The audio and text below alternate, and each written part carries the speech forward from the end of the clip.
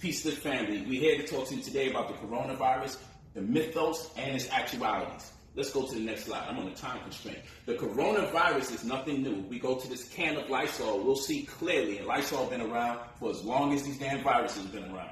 If we go to this can of Lysol, we're going to see that it protects you from the human coronavirus. Next, we're going to also see Dettol, and we're going to see right here it's protecting you from coronavirus. So the question is this virus as detrimental as they say it is, the new strand? Because we've been fighting and we've been killing it off. Or is there something else to it? Let's go to the next slide. So that's Exhibit A right there. Now, I have to defer our attention to this, antibiotics. You got medical practitioners and other people in the medical industry suggesting to people that they take antibiotics. The suffix biotic, of relating to or resulting from living things.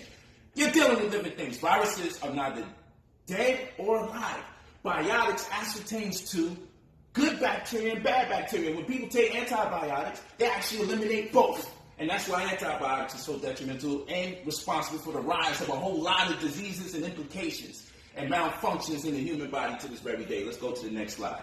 So you don't use antibiotics to eliminate viruses. Let's get that through your head. Now the next thing is antibacterial soaps. People going nuts. They wiping tables off. They wiping chairs off. They secretly wiping their ass when no one's looking because they think they're going to kill the virus or eliminate the virus. This is not true. Antibacterial means it is eliminating good bacteria and bad bacteria, not good viruses or bad viruses. Get that through your brain. That does nothing for you. It's just like when people be wearing those masks and they think the mask is protecting them, but they can shake someone's hand and get the virus. Listen, even the mask, the holes in the mask are over 0.7 microns big. The reason why I have to tell you that is because the virus is 0.7 microns big, which means there's enough fitting room for the virus to seep through the mask and still you contract it. So that's obsolete. You want to use soaps and toothpaste that do clean your hands, but use soaps and toothpaste that do not have triclosan. If you want to protect yourself from a virus, boost the amount of vitamin C that you get. But in order to do that, you got to take in the right amount of magnesium because you can't absorb calcium properly unless you absorb the right amount of magnesium, which is going to take me not to vitamin D itself, but not D2, but D3. And people don't even know the distinction between D2 and D3. So much to talk about. Let's keep moving forward.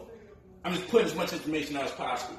So now I was looking up this lady named Dana Ashley. She's pretty dope, and she made a reference to this book, Magnetobiology. Yeah, 200 and change. You want to hire something from there, bro? Not only put it in the book, make it an expensive book.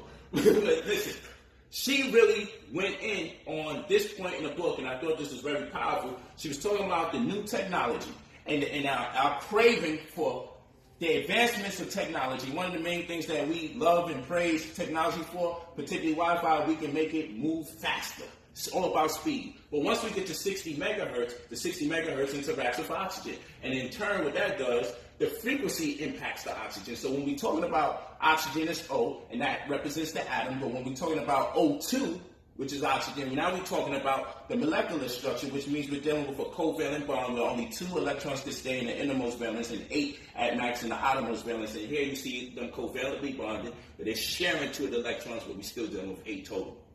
Okay? This is important. So what happens is with 60 megahertz, when we use this new technology, because what happens is coronavirus existed a long time ago, but the technology that we're dealing with today didn't exist a long time ago, and it hasn't been at this amplitude or this magnified ever. So now we see that 60 megahertz can cause electrons to spin. In doing so, we now have to consider the spin frequency of electrons when the oxygen molecular structure, being that it's covalently bonded, and these electrons start spinning. What does that mean to represent for the biological body? Well, what that means to represent is that something called hemoglobin, which is a protein that's responsible for the uptake of oxygen to be distributed throughout the body, can no longer do its job effectively. All this merely means is that the 60 megahertz compromises the integrity of the spin frequency of the covalent bonding that transpires within the confines of the oxygen molecular structure, causes the biological entity to have problems using oxygen. Okay? That's what that means. That's all this means. Technology is causing us to have problems using oxygen. And what happens when you don't get enough oxygen? You pass out, right? Have you seen the videos with people in China? They just randomly pass out and they say, oh shit, that person got coronavirus. Let's go to the next slide. You'll see what I'm talking about. So, who are the main targets for the coronavirus? They say people with respiratory issues, oxygen. Elderly people, because what? Their oxygen levels on decline. Their ability to take in oxygen is on a declination.